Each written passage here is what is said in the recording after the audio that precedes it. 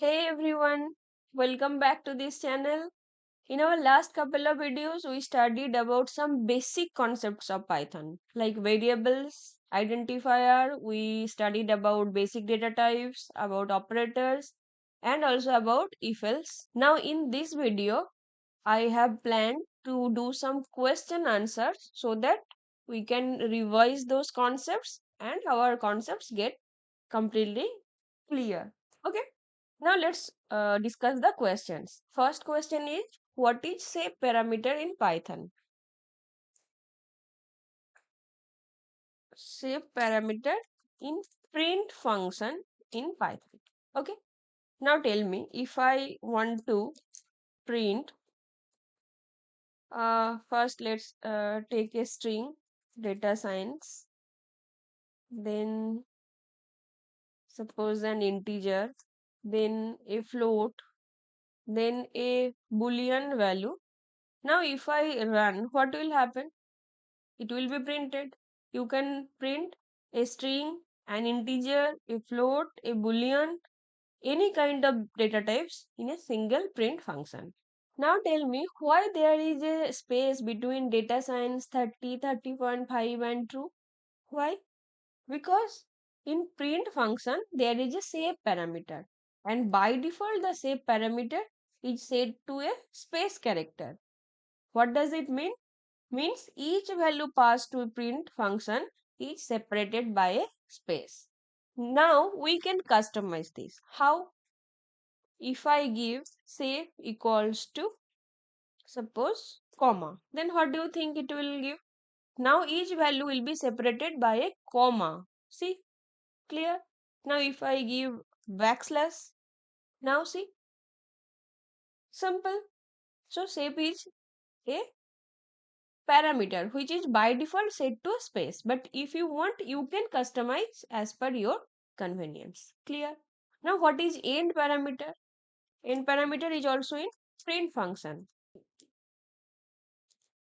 Right, print I love. Next print data science. Now if I run, what will happen? Both will be in, it will be printed in different lines. I love data science, but I want to print it as I love data science. I want to print it in this way. Okay. The print function also has end parameter, that is also a keyword argument which determines the string that should be produced at the end of the output produced by the print function. Suppose I give end equals to hyphen. Now what will happen? So at the end of the first print function, the hyphen will be added. Simple. So by default, it is given as a new line. This is by default. If we don't provide, it will take the end parameter as a new line. That's why it is output is in new line. Suppose I give it to comma. What will happen? I love comma data science. Clear? So shape parameter, end parameter, these are the built-in parameters in Python function. And by default they are set to something, but if we want to customize as per our convenience we can do that. And what is the difference between dynamic typing and static typing? Suppose you have studied other languages like C or Java or anything else, you may have noticed we have to write in int a equals to 5, float a equals to 6.0. That means we have to tell what kind of data type is the variable. So that is what known as static typing. But in Python, we don't need to declare that in this way. We just can write a equal to 5 or b equal to 9.7 or c equal to a string. That means you don't have to tell the data type. So this is known as dynamic typing. Python is itself intelligent enough to understand the data type of the variable.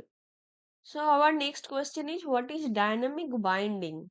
Now suppose if I give int a equals to 5 in C, and then I want to convert the a to a string, not an integer.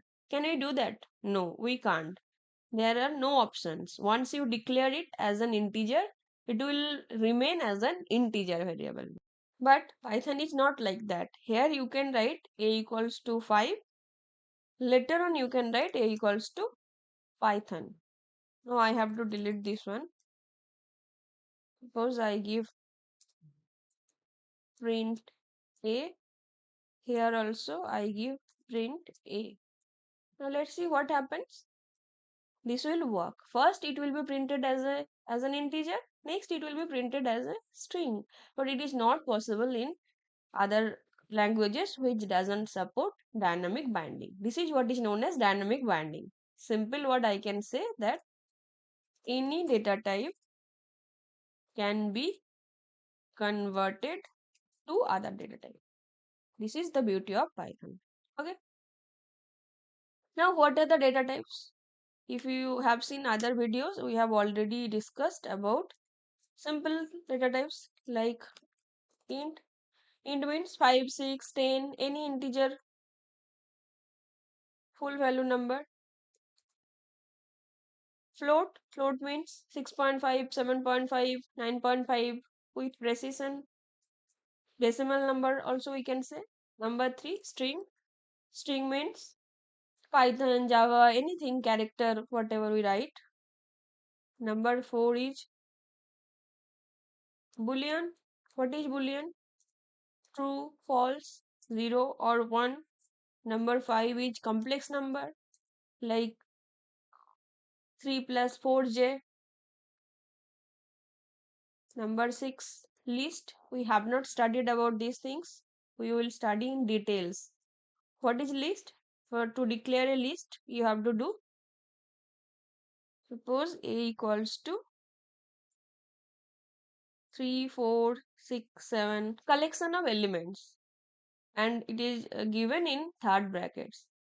Next, similar tuple. Here a equals to same collection of elements using first bracket and comma. Okay. Now they have differences in their characteristics, and we will study also those things in our upcoming videos. Set is given by curly braces, or do we say second bracket.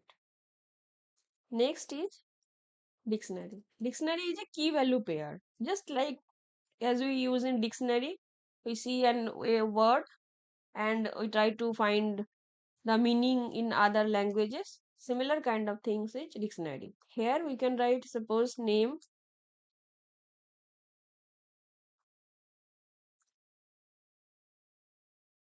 age, can give 35.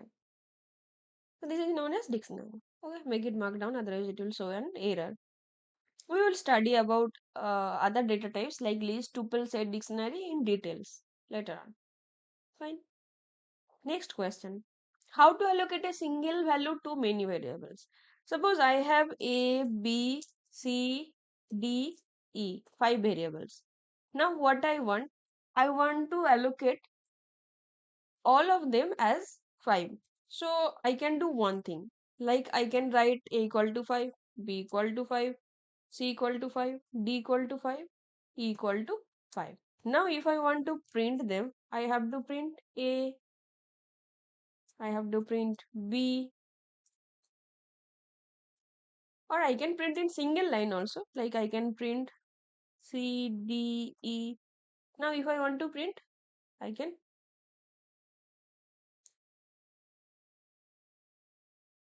Oh, sorry, the first line I wrote this. Delete. Now run it.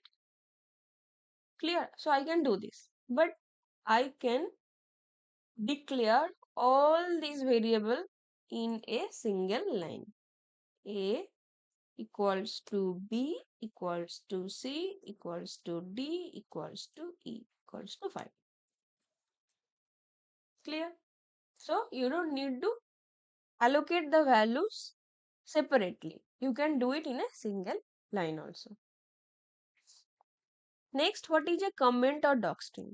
Suppose whenever we are writing any program, let's see this one. I want someone else to understand my program. That's why we give comments. Suppose I write that allocating a single value to many variables. Clear? This is known as comment. And docstring is also the same concept, but it's like giving triple quotes. Here I can write I am writing a program to print the values of the variables. This is a docstring. You can write this way or double quotes also. Like, okay, I love programming. These are known as docstring. Simple. Next question is, what are Python keywords? Tell me what are Python keywords? If, else, print, for. There are many Python keywords. Whenever we are writing any program, we are writing in an English language, but machine doesn't understand that. Machine understands only 1 and 0. Compiler and interpreter are the things which changes the English language into machine level language. That is, it converts the English to 0 and 1. For that, it has its own set of keywords. Okay, so if I write like print equals 23, and now I want to print and inside print, so this will make the compiler confused because it knows that print is for showing any output in the screen. So it will create confusion for compiler or interpreter. That's why we don't use keywords as variables. If I want to try this way, it will just show me an error. Okay. Now we have to know the keywords, name of the keyword, so that we don't use them as a variable name. Okay. Now next question. Tell me what will be the output. Can I declare anything as none? What do you think? Okay, let's run it. Okay, now it is printing as a none. In Python, we cannot declare variables like A, B, C beforehand. So what we do, instead of declaring the variables, we assign it as none. So it is considered as none until it holds a meaningful value. This is used for default initialization. Clear? Now let's go to the next question. Now tell me what will be the output. A equals to true plus 4, B equals to false plus 5. We studied that true means 1 and false means 0. So the first output will be 1 plus 4, and the, oh sorry, I forgot to give the print function. Print A comma B. The first will be 1 plus 4, 5, and second one will be 0 plus 5. So 5. Can give something else also. So, okay. So true is nothing but 1, false is nothing but treated as 0 in Python. Okay, now we discussed all these things, and I hope many things are clear to you. You do your own research, and let's meet in our next video. Okay, till then, bye. Hey everyone, congratulations. Till now we have already completed many topics in Python like variables, data types, operators, if else, loops, strings and functions. Now in this session, we will discuss some question answer so that our concepts gets revised. Okay. Now first tell me what will be the output of this program. Take a minute and tell me the output. Let me run it for you. At the end of the each value of the list, comma will be printed.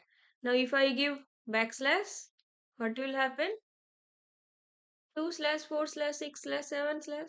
Okay. Now if I give hyphen, so the values are separated as per the given symbol. Okay. Now tell me the output of this one. What about the shape parameter? Shape parameter means every value will be separated by slash. This is the way you can print any date. Okay. You can change here anything you can provide as per your wish. Now tell me how we can swap two variables. Let me visualize this code for you. First, x equal to 2, one variable x equal to 2, y equal to 3, x equal to x plus y, x has become 5 because 2 plus 3, y equal to x minus y, that means 5 minus 3, y equal to 2. Now x equal to x minus y, that means 5 minus 2, that is 3. Now print x, 3, 2.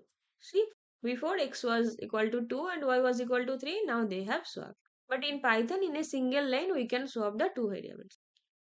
Now if I write this way, x comma y equal to 2 comma 3, that means x will be initialized with 2, y will be initialized with 3.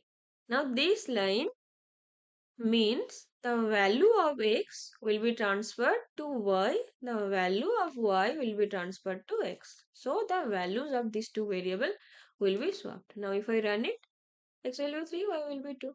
Okay. Now tell me what will be the output of this program. What, what is ABS function? This is also a built-in function. We have studied built-in function developed by the Python developers.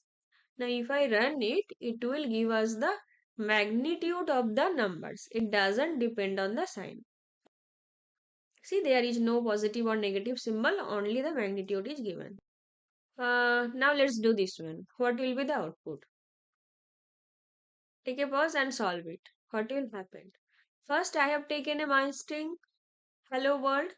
Then I am iterating over each of the characters and I am checking whether the character is equals to W. If not, then the character will be printed. But if it equals to W, then break statement will execute. Break means break will exit the loop. Okay. Same program I have done with continue statement. When it will get the W, the continue statement will be executed and continue means it will again go back to the loop without letting the other statements execute. Now I will visualize this for you. Okay.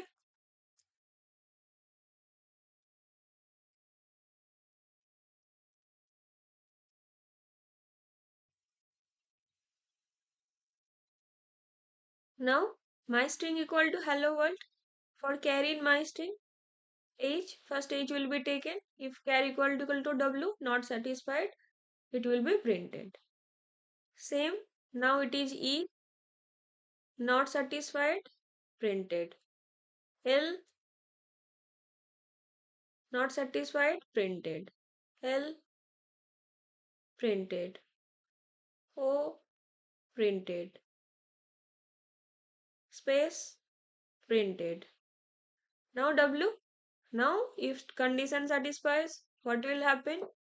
Break statement will be executed, so it will stop the loop. See, the program has ended. Hello is printed. Hello space is printed. Okay. Now let me show you the continue. What will happen? Hello world. First character not equals to W. H printed. E printed. L printed. L printed. O printed. Space printed. Now it is W. So what will happen? Continue will be executed. That means it will continue the loop. See, it will continue the loop but will not let the other statement executed. That means W will not be printed. Instead, it will go back to the loop. So what will happen next? O. Next character is taken and next all others will be printed. O, R, L, D if there is no W. See, this is the output. Okay, clear? We have already studied in details about break and continue. Now I think you are able to solve this problem. Now tell me what will be the output. First one, what will be the output? Let me run it. First, 5 into 2, 10 plus 10, 20. Now why not 10 plus 5, 15 into 2, 30? Because this is what is known as operator precedence. That means some operator gets more priority than other operators. Multiple operator gets more priority than additional operator. Okay, now what about the next one? What will happen? First, parenthesis will be calculated. 10 plus 5, 15 into 2, 30. Because parenthesis gets more priority. What about the next one? 10 plus 5 divided by 2, that is 2.5, so 12.5. Now the division operator gets more priority than addition operator. Next, what will be the output? 10 plus 5, 15 divided by 2, 7.5. That means the parenthesis will get more priority than division operator. So what is the operator precedence rule? First priority, parenthesis. Second, multiplication or division. Next, addition or subtraction. Okay, now what about this one? What will be the output? Plus will get more priority. So 3 plus 2, 5. Now 5 greater than 5. No, that is not true. That will be false. Let me show you. This is false. What about this one? Parenthesis gets first priority. So 5 greater than 3. True. True means 1. So 1 plus 2 equal to 3. Output 3. What about next one? Again, parenthesis, first priority, 3 plus 2, 5, 5 greater than 5, no, false. Output is false. So what is the precedence rule? First, parenthesis, next, comparison operator. Okay. Now tell me the next one. What will be the output? X and Y or Z. Now x equal to true, y equal to false, z equals to true. First, OR operator will get the precedence. So Y or Z means false or true. What will be the output here? True, because if one is true, then OR gives true as output. Now X and true, X equal to true. So true and true, true. Now let me show you the result true. Okay. What about next one? Parenthesis, whenever there is a parenthesis, it gets the first priority. Y or Z, false or true? Output is true. Now x equal to true. So true and true, it will be true. See? What about this one? Again parenthesis. X and y, true and false. Output is true. Now true or z, z is true. So true or true, that is true. So output is true. Okay, here also first parenthesis, then logical operator. Okay, now I have already given you a list highest to lowest precedence. Okay, now you can just give a read so that you can remember that parenthesis, first priority, next exponentiation, then unary operators, then multiplication, division, modulo, addition, subtraction, and bitwise and comparison, membership, logical operator. We all know about all these operator in details. We studied about those in our operator class. Okay, just go through it once. Now tell me, do you know what is PEP 8? PEP 8 means, suppose I am writing a program, but other programmers are facing difficulties while understanding my program. Now to prevent this, Python provides a style guide. That is what is known as Python Enhancement Proposal, that is PEP 8. It outlines recommended practices and conventions so that while a programmer writes a program, he or she follows those practices and the readability improves. Okay, so we can say to create consistent and clean Python code, we can follow the PEP 8 recommendation. Like you provide indentation, but it's recommended that you provide 4 spaces while giving indentation.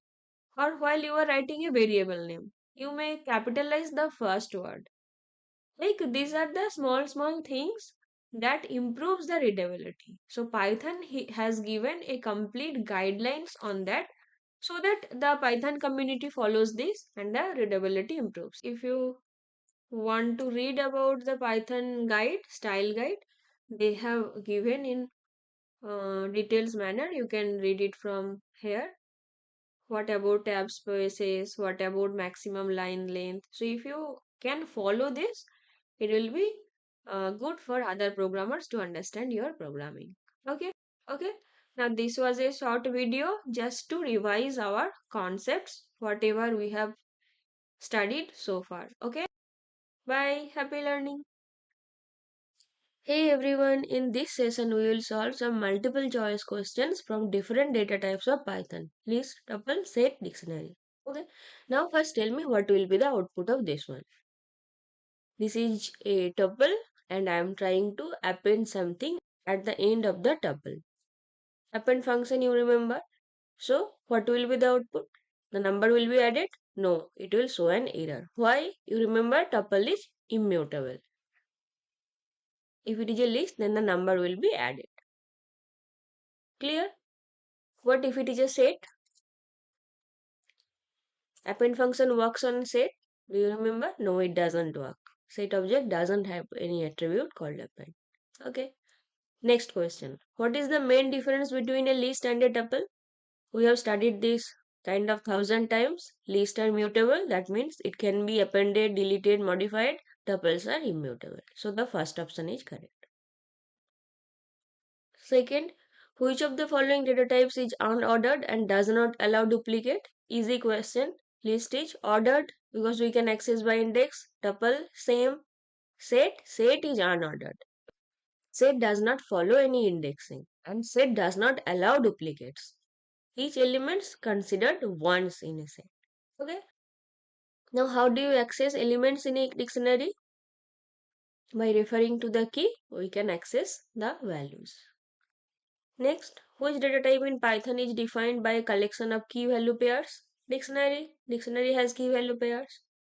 Okay. Now, how do you declare an empty dictionary? You remember by giving the curly braces or second bracket. By default, this is a dictionary. But if you put a single element, then this becomes a set. I hope you remember. Which of the following is an example of immutable data type? You say list mutable, set mutable, tuple immutable. Okay, dictionary mutable. How do you remove an item from a list in Python? Using pop. Yeah, the pop function works. It removes the last element. Remove method. Yeah, by remove method also. Remove any element using discard method. All of the above. Yes, all of the above can be used to remove any item from the list. Okay. Can a list be used as a key in dictionary? No, because only the immutable objects can be used as a dictionary, like string, tuple. List cannot be used as a key in a dictionary.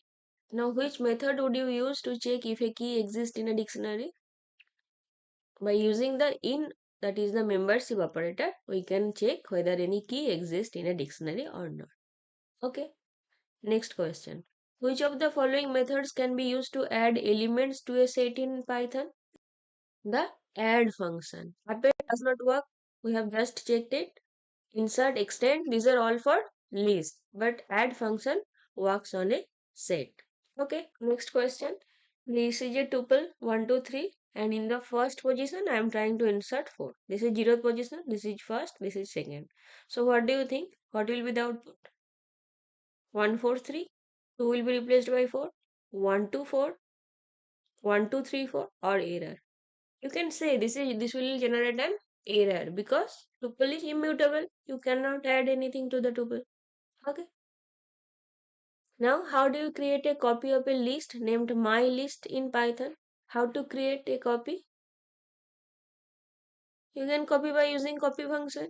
You can copy by using the list function or by this also because giving only colon means no starting index. That means starting from the beginning. No ending, that means up to the end. So the whole list will be copied. So all of the above can be used to copy a list. Okay, you take a list and try to apply all of this. Next, which of the following data types in Python is iterable? List is iterable. For loop, we can apply on list. List comprehension, we have learned. Set, tuple, all of the above. Okay. Now, which method would you use to merge two dictionaries in Python? Update function we have seen in our last class. by using update function, we can merge two dictionaries. And if the keys are same, then the values will be replaced with the new one. Okay. Which of the following methods can be used to remove all elements from a set? Clear. Clear removes all the elements. Then what is the difference with delete? Delete deletes the set. But clear does not delete the structure of the set. It just clears the values from the set. Next, how do you check if a value exists in tuple? Using the in keyword. In is the membership operator. Next question. Which of the following is the correct way to declare a tuple with a single element? Do you think this will create a tuple? Comma, 1 comma, both B and C. Which one? Both B and C. Because comma is mandatory in tuple. Braces are not mandatory. But comma is a mandatory. You can run and you can use the type function to check whether it is a tuple or any other data type. Okay. What is the output of the following code? A key 1 value, B key 2 value, C key 3 value. This is a dictionary. Now I am trying to delete the B. So what will be the output? V2, this will be deleted. And A1, C3, this will remain. So the first option. Okay. Next question. What will be the output of this following code snippet? The set object has attribute that we have just seen.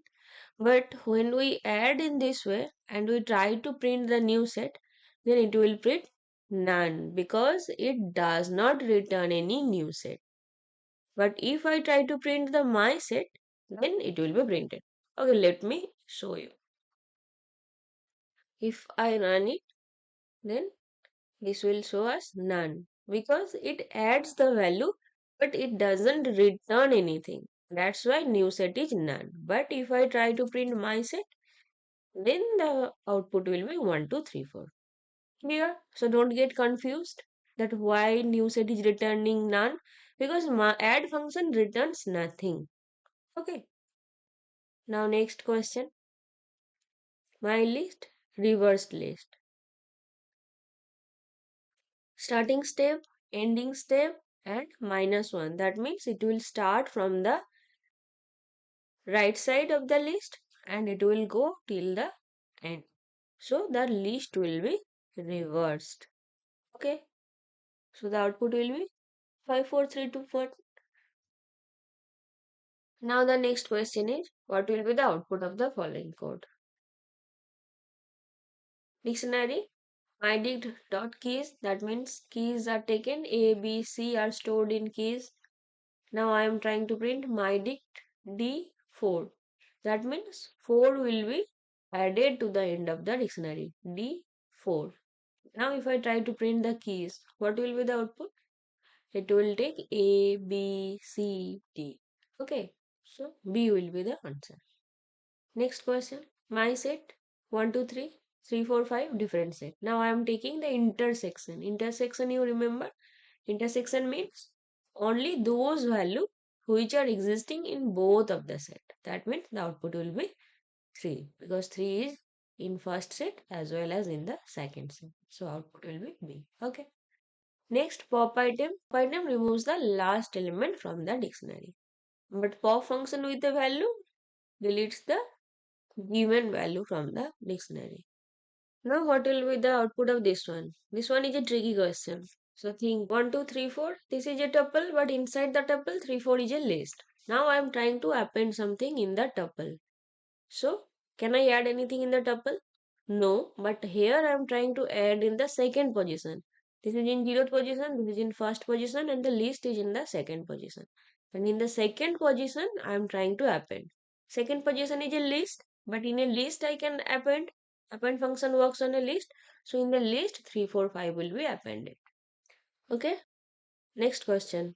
Which of the following is true about sets in Python? Sets can contain mutable elements. No, set can contain only immutable elements. Set cannot contain duplicate elements. That is true. Sets maintain the order of the elements as they are inserted. No, sets are unordered. Sets are indexed. No, as they are unordered, they cannot be indexed. Okay, so the B is true. This cannot contain any duplicate elements. Now next question. What will be the output of this code? Here I have taken a dictionary and made a copy of this dictionary, that is new dict. Now I am just modifying the value of A and instead of 1 I want it to be 5. Now I am trying to print the new dict, that is the copied version. What do you think? The value of A will be updated or it will remain same? It will remain same because this is a separate copy. I have just created a separate copy of new dict. This is called a shallow copy. If you want to create any deep copy, then you have to use the deep copy function. Okay. Now the last question. Here I have used the set function. So it will be converted into a set which will consist of A, P, L, E. P is 2 times, so it will be ignored 1 time. There will be 4 elements in the set A, P, L, E. Now I am trying to use the add function. Add function is applied on set. So if I try to add P, but P is already there and already P is considered once. So P will simply be ignored. And the new set will be A, P, L, E. Okay, clear. So we have discussed some questions, some basic questions, and we have revised the concept. If you still have any question, just write it in comment section. Okay, we will meet in our next video with a new topic. Till then, bye. Happy learning. Hey everyone, in this session we will discuss some basic question answers that may be asked from OOPS. First question is, what is a class? Class is a blueprint for creating objects. That means class define the general behavior that a whole category of objects can have. Okay. Second question. What is an object? Object is an instance of a class. Everything around you an object. Whatever you pick up is an object and that belongs to any particular class. Any class. Okay. So object follows all the general behaviors of the class and also can have their own unique traits. Okay. Now the third question. What is a constructor? Constructor? In it, this is a constructor. Now the question is, can we change the name from init to something else? No, init is fixed. That is what is mandatory. Double underscore, init, double underscore. That creates the difference between constructor and the other methods inside a class. Now the question is constructor mandatory? Is it required? Yes, constructor must be present in the class. But why is that so? Why it is required? And why do we need constructor? Why there is a separate method known as constructor? Now the answer is that suppose you want to access getName or you want to access read odometer. How can you access that? By using any object. mycar.update odometer, mycar.read odometer. These are only accessed when user try to access those. Whenever any object is created, that is whenever any user is created and user wants to call this function as per their need, this function gets executed. But constructor is not like that. Whenever an user is created, the constructor is executed. You understand the difference? The other functions gets called when the user calls them, but constructor gets executed whenever the user is created, even before calling. That is the difference. But the question is, why is that a need? Why do we need something that will automatically gets executed whenever the user is created? This is because suppose you are writing a program and where you have some must features that you don't want to give the control to the user because other functions will get executed when the user calls them. So user have the control, but here I don't want to give the control to the user. So it contains some instructions which are mandatorily to be executed whenever the user is created. Like suppose you want to create a connection with the database. So you don't want that user will click and then the database will be connected. No, database will be automatically connected whenever the user is created. So those instructions you keep inside the constructor. Okay. Now see what is the next question. Is it possible? No, it is not possible. We have discussed. Next is self. What is a self? You have seen self. Self is used in every method and also while declaring the attributes. Okay, now the question is what is self? We have studied self is a reference to the object. That means self is the current object. When my car is created, self is pointing to my car. When another object is created, self is pointing to that object. Because in OOPS, these methods, update odometer, increment odometer, read odometer, they are inside the same class, but they can talk to each other. So, to make a communication, you need a link. That's what self does. Self is pointing to the user, self is pointing to the current user, the current object. So that by using the self, you can access all the methods. You can create a link between the methods. Okay. So, whenever marker is created, it will be passed to the self. Self is nothing but a reference to the object, or we can say self is the current object. Okay, so whenever any object is created, we need to create a link, we need to create a reference so that we can put the attributes, we can use the methods. That's what self does. Clear? Now the next question is whether self word is necessary or we can give another name. No, it's not like the init. Self is not necessary. You can give any name. Here I have given S. See, instead of self, I have used S. So by using S also, you can access whatever you want to access. Self is just a convention. Self is not mandatory. You can give any name. That is just the reference to the current object. Clear? Next, what is an attribute? Name, age, color, breed.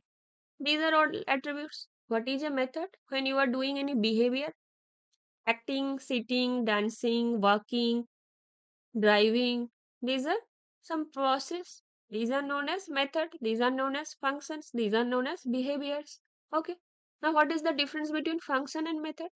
It's simple. Functions is when you separately write it. That is a function. But method is when you write it inside the class.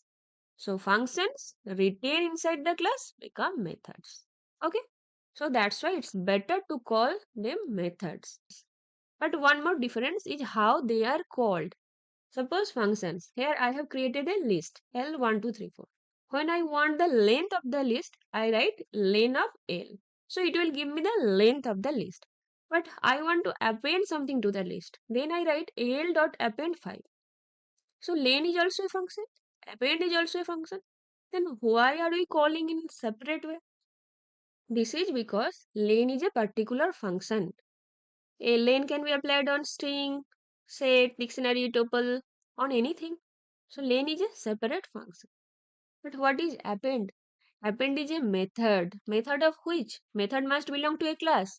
Append is a method of list class. Append belongs to list class. That is why the ways we are calling len and append are different. Okay. So function is called in this way, but method is called in different way. So append is a method, len is a function. That's what the difference. Now next is, can I create multiple instances? Yes, we have seen my dog. That is an instance. Self is referring to my dog now. Next, your dog. That is also an different instance. Now self is referencing to the your dog. Okay. And dog is the class name. We are passing the arguments, parameters. Any number of parameters we can pass. So we can create as many as number of instances. That is what is the main advantage of using OOPS. Clear? So these are the basic questions, very basic questions that may be asked from OOPS. Okay, bye. Happy learning.